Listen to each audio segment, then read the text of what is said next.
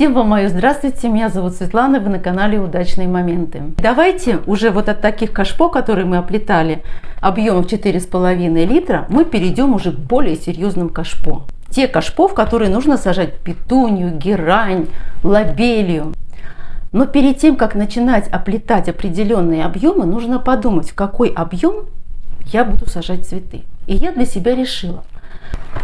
Вот это ведро 12 литров, куда я посажу цветы, а вот это 16, которые я оплету. И вот так я буду сажать цветы. Мне кажется, это хороший вариант.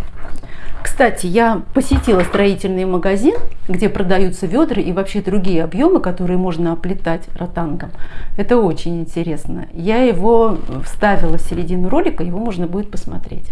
Ротанг я раньше брала на Озоне. Они продают по килограмму 100 метров. Я нашла фирму в Санкт-Петербурге. Ссылочку на эту фирму я дам в описании, если кому интересно. И заказала там ротанг. И он ко мне пришел. Единственное, что вот такие вот фирмы по килограмму у них не закажешь. То есть у них нужно заказывать большие объемы одного цвета ротанга и вида. Ротанг этот полумесяц. И он оказался очень мягкий. И мне пришел 5 килограмм вот такого вот шоколадного ротанга. И вау, ко мне пришел мой любимый цвет красный. Это тоже 5 килограмм. И эта фирма мне положила образцы ротанга. Вот смотрите, вот такая интересная лента, широкая. Я подумала, что вот такой лентой, если оплести кашпо, ну, это тоже, наверное, очень красиво. Разная ширина. Вот есть полумесяц. Кстати, вот это называется березка расцветка. Это тоже полумесяц или полусфера, видите? Причем есть разная ширина. Есть уже, есть вообще вот такой широкий. И вот они мне прислали полутрубку.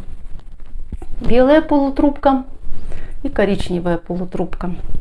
И вот если сравнивать вот эту полутрубку с полутрубкой, которая ко мне пришла с Озона, то вы знаете, вот это вот очень жесткая, а вот это вообще мягкая.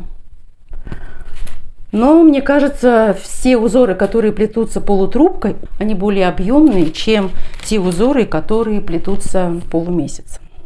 Сегодня мы будем оплетать 16-литровое ведро красным ротангом. А наверху мы должны сегодня с вами сделать косичку, чтобы кашпо было оплетено, а вверху была красивая коса. Ведро 16 литров. Нужно убрать ручку. Вот я одну сторону уже попробовала. Вот так вот берем. Женской силы хватить. И все, ведро готово. Вот здесь вот можно зачистить. Теперь делаем отверстие в ведре. Отверстие мы все делать уже умеем. Можно посмотреть в прошлых моих видео, но на всякий случай напомню. Отверстие в 16-литровом ведре я делаю 32. 32 отверстия вверху, 32 отверстия по низу. Беру сантиметр, отмеряю от верха ведра 5 сантиметров. Я делаю на расстоянии 5 сантиметров. Вот так вот сделайте. Вот так. Натягиваю ленту и провожу линию. Вот это расстояние зависит от вашего желания, насколько у вас будет заходить ротанг во внутренней части ведра. Если вы хотите, чтобы ротанг заходил достаточно глубоко, делайте 5 сантиметров. Кто-то делает 3 сантиметра, кто-то 4. Все зависит от вашего желания. Здесь вы поставили первую дырочку. И дальше я беру ленту, натягиваю вот так вот перпендикулярно к дну и нахожу там параллельную дырочку, где будет внизу. А отверстие желательно делать вот за этим бортиком. Так будет красивее выглядеть оплетка и так будет более жесткое такое плетение. И затем здесь через каждые 3 точно так же можно находить. Но легче вот здесь вот не зацикливаться, а просто на глаз, когда вы будете оплетать второе, третье кашпо, вы уже поймете. И будете делать абсолютно на глаз. Еще вот такие ведра, где, видите, дно поделено на 4 линии, на 4 части. одна часть это 8 отверстий. 8, 8, 8, 8, 32. Все, идем делать отверстия. Вот такой интересный метод предложил мне мой муж. Он сказал, что это старый кернер, но только старый. Нужно разогреть на огне и делать им дырки. Вот такие аккуратные классные дырки получаются.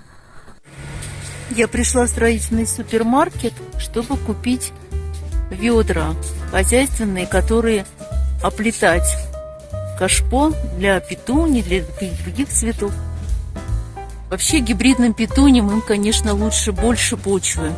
Но уж это очень большое. Попробуем сажать 12-литровое, а оплетать 16-литровое. Кстати, здесь есть много различных других емкостей. Вот можно оплетать все, что угодно, посмотрите. Можно оплетать вот такие прямоугольные емкости. Можно делать дровницы, можно делать подставки для елок. А еще я в прошлый раз, вы знаете, что купила? Вот такое вот круглое. Вот. Сейчас мы его посмотрим. Вот. Такой круглый тазик. Можно сделать просто декоративно, туда что-то положить, красиво. Ну или посадить. Кстати, подвесное кашпо, наверное, можно с него сделать. Или кашпо с ручками. Для 16-литрового ведра ленту для стоек я возьму 15 метров. Если нам не хватит 15 метров для стоек, мы надставим. Расстраиваться из-за того, что у вас не хватает, ленту для стоек можно надставлять. Узелки нужно будет крепить с лицевой стороны ведра. Это будет совершенно ничего не видно, все это оплетется. Плетем стойки методом, который мне предложили в комментариях. 15 метров ленты ротанга мы сложили пополам. И вот берем наше ведро, один кончик вводим в одно отверстие, другой кончик вводим в рядом стоящее отверстие и протягиваем. И стойки будем плести одну половину в эту сторону, вторую половину в эту сторону. Во всяком случае, лента у нас уже будет не 15 метров, а 7,5 с каждую сторону.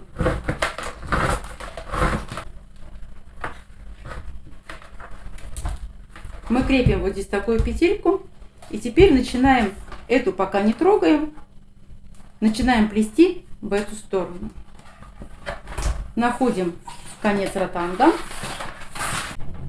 и вставляем конец ротанга в параллельное отверстие снизу.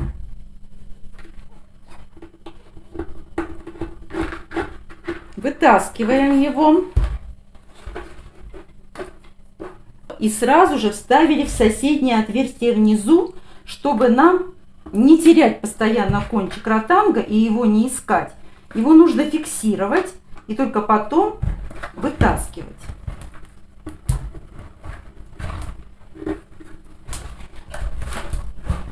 Вот так вот вытащили, зафиксировали, чтобы не потерять. И уже начинаем вытаскивать ленту. А кончик у нас все время придерживается этой рукой к ведру. Первая стоечка натянулась. Я буду стойки делать сейчас расслабленно. Если стойки натягивать плотно, достаточно трудно будет плести. Поэтому стоечки не надо делать совсем вот так вот расхлябисто, нет. Но нужно их достаточно сделать свободно. Ну, наверное, вот так я сделаю стойку. Подтянули. Ввели в соседнее отверстие внутри. Зафиксировали конец. И тогда уже начинаем вытаскивать. Здесь сделали аккуратную петельку. Опять вытаскиваем наш конец.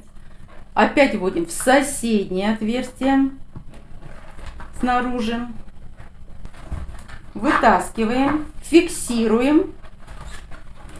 И только тогда начинаем вытаскивать ленту. Вот уже получилась Вторая стойка. Стоечки вот так вот расслабляем. Опять конец вытаскиваем. Вводим уже внизу в соседнее отверстие. Фиксируем рукой. И начинаем вытаскивать. Петельку аккуратную сделали. Опять подтаскиваем. Конец в соседнее уже отверстие внизу. Вытаскиваем. Фиксируем. Начинаем вытаскивать ленту. Снова подтаскиваем. Вставляем в соседнее отверстие внутри. Фиксируем. Вытаскиваем.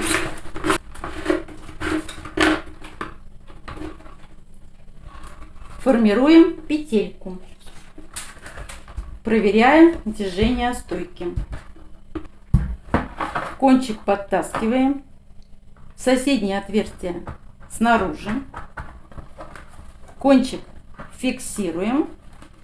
Вытаскиваем. Вот уже получилось 4 стоечки. И так оплетаем, пока закончится лента. Вот мы одну половину ротанга закончили. Хвостик этот пока оставляем. И начинаем вести в другую сторону стойки. Точно так же оплетая, как и делали эту сторону. А там уже встретимся и посмотрим, как нам их соединить. Два конца ротанга встретились. У меня осталась немного лишняя лента. Сейчас я ее померю и скажу точно, сколько нужно брать длину на 16 литров для стоек. Вот теперь эти два конца нужно завязать. Так, обрезаем. И вот эти два конца нужно завязать совершенно любым узлом. Стойки можно плести как одной лентой в одну сторону, так и одной лентой, но в две разные стороны. В две разные стороны удобнее в том плане, что лента менее длинная. Вот я все зафиксировала. Получились очень красивые стойки. Их теперь нужно взять немножечко, проверить, правильно разложить, подтянуть где-то. И уже будем плести дальше. Посмотрите, какая красота. Я нарезала ленты ротанга для плетения. Количество лент совпадает с количеством отверстий. У нас 32 отверстия. Я нарезала 32 ленты. Берем первую ленту, стойку, заводим под стойку, следующую над, под, над, под, над, под и выходим. Оставляем хвостик, приблизительно где-то, наверное, я сантиметров 7 оставлю. И вот так нашу ленту оставляем. Берем следующую ленту. И здесь уже заводим, ну, как бы в шахматном порядке. То есть, если мы здесь шли под стойку, то мы отступим на стойку, зайдем под стойку, а уже здесь пойдем над. И вот в таком шахматном порядке мы пропускаем следующую ленту. И опять же выводим под следующую стойку и оставляем такой же хвостик. Берем следующую ленту. Здесь уже опять в шахматном порядке. Кстати, ротанг вот этот, который мне пришел, ну, он прям вот я плету, он такой, ну, совершенно какой-то другой, не такой, как на Озоне. Такой эластичный, весь мягкий. Снова вывели под следующей стойкой и оставили хвостик. Все эти хвостики мы потом в замок закроем, когда их сплетем. Следующая лента идет под стоечку и над стоечкой. Опять же, вот так в шахматном порядке. Наверное, нужно уже купить себе перчатки и плести в перчатках. Вывели над стоечкой. Все 32 полосы я вплела. Можно вот так вот стоечки натянуть, разровнять, чтобы они ровненько лежали, пока это еще возможно сделать. Если где-то кривая стойка, ее можно подровнять. Вот так вот сюда все подтягиваем, чтобы было красиво даже там, где дно, и плотненько стояло. Вот у меня получилось вот так вот, что здесь уже зашло на край. Но я хотела плести вот где-то на таком расстоянии, сделать косу. Косу можно сделать где угодно. Хотите здесь, можно здесь. Хотите здесь, можно здесь. Хотите выше, можно выше. И мне, наверное, сейчас надо доплести вот эти вот сюда, где-то вот до такого расстояния. А вот здесь, наверное, мне придется немножечко распустить. Очень красивая такая. Так как стойки сильно не натянуты, получается такое даже пышненькое кашпо. Вот я доплела до одинакового уровня. То, что было сплетено до бортика, я немножечко распустила одну сторону. Если бы мне не надо была коса, распускать ничего не надо, мы так бы дальше бы и плели. Ушли бы вот сюда и здесь бы все закрепили. Но я хочу сплести косу сегодня. Вот так установили кашпо. Я немножечко вот так вот на бок, чтобы вам было видно. Берем. Вот, допустим, эту стойку. Из-под стойки выходит лента. Мы эту ленту пропускаем через две стойки. Раз, два, пропускаем под третью, как бы сверху вниз. И вот так протягиваем, пропустив две стойки. Следующая также выходит одна лента. Мы также ее берем. Раз, два, под третью стойку.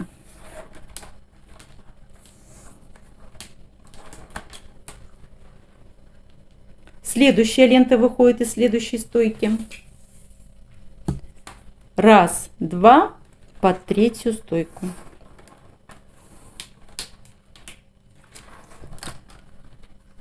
Вот мы пропустили так 3 ленты. Смотрим дальше. А дальше у нас получается такая история, что ту ленту, которую мы должны взять из-под стойки, у нас получается, выходит как бы 2 ленты. Проверяем. Если мы вот так ленту подергаем, видите, она дергается. Это лента, которую мы только что пропускали. Ее трогать не надо. И ее мы вот так отводим. А вот эта лента, она не двигается. Эта лента идет из нашего плетения. Следовательно, мы работаем с ней. Отсчитываем. Раз, два. И пропускаем ее под третью стойку. Также вытаскиваем.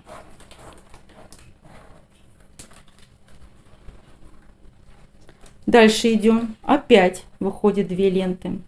Верхняя лента двигается, мы ее отводим. Нижняя лента из плетения мы отсчитываем. Раз, два. И протаскиваем ее под третью стойку.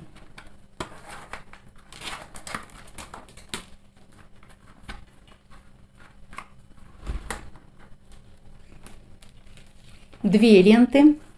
Верхняя двигается в сторону. Берем эту ленту, отсчитываем. Раз, два. И пропускаем под третью стойку.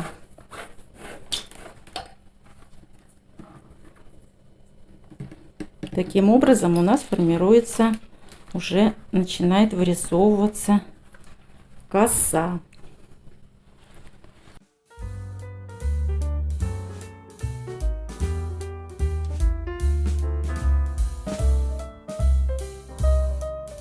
И так плетем по кругу. Вот мы доплели до того момента, когда у нас осталось 2 двойных ленты выходит. То есть здесь у нас все мы проплели. И осталось из-под одной стойки выходит 2 ленты. И из-под другой выходит 2 ленты. Вот здесь делаем так. Также проверяем та лента, которая двигается, мы ее отводим в сторону. Вот эту ленту мы также пропускаем через 2 стойки. Раз, два. Пропускаем под третью стойку. И под одну вот эту ленту.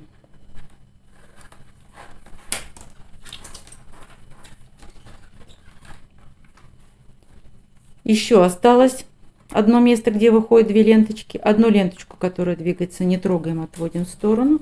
Вот эту ленту мы также пропускаем через 2 стойки под третью. но уже пропускаем под третью и еще 2 ленты. Вот так. Все, у нас все ленточки сложились. Теперь нам нужно делать вторую часть нашей косы. Берем ленту ротанга.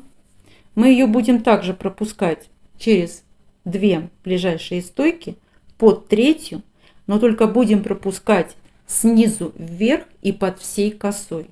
Для этого взяли ленту.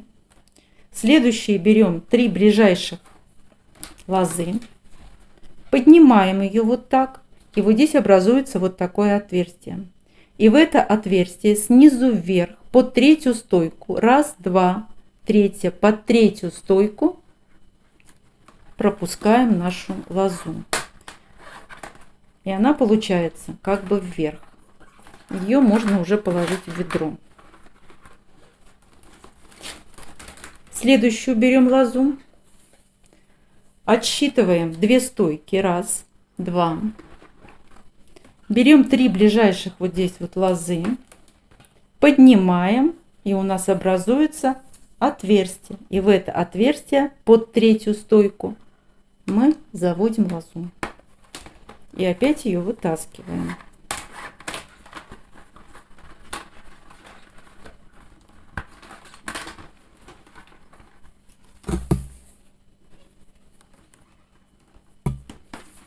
Лоза. 1, 2. Ближайших 3 поднимаем и в отверстие под третью стойку заводим. И таким образом у нас получается, что вот здесь, если посмотреть сверху, из-под каждой стойки выходит лоза, которую мы загибаем временно в ведро, чтобы они нам не мешали.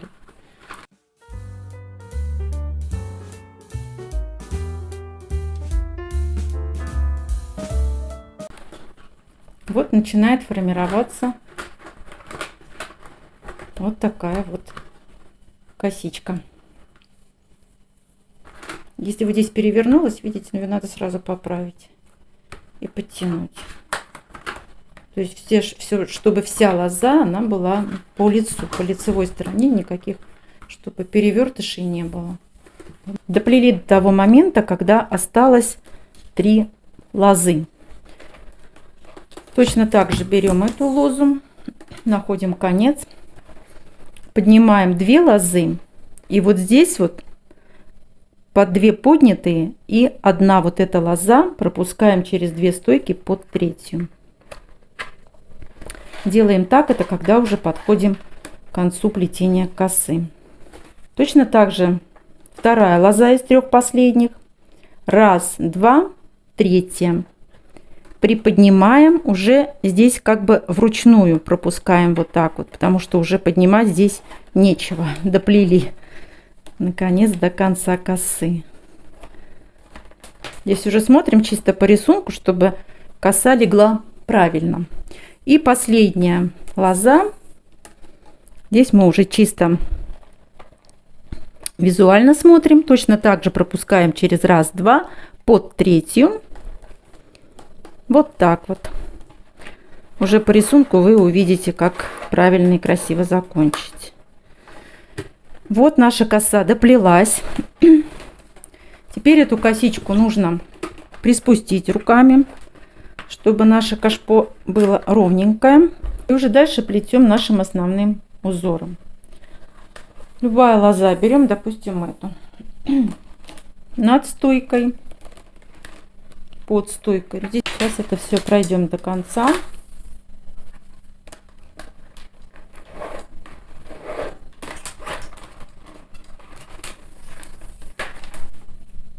Смотрите, какая красота вообще. Шикарная косичка и шикарное кашпо.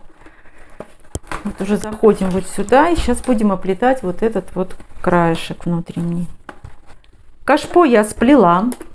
Вот такая получилась красивая косичка. Краешек закрыт.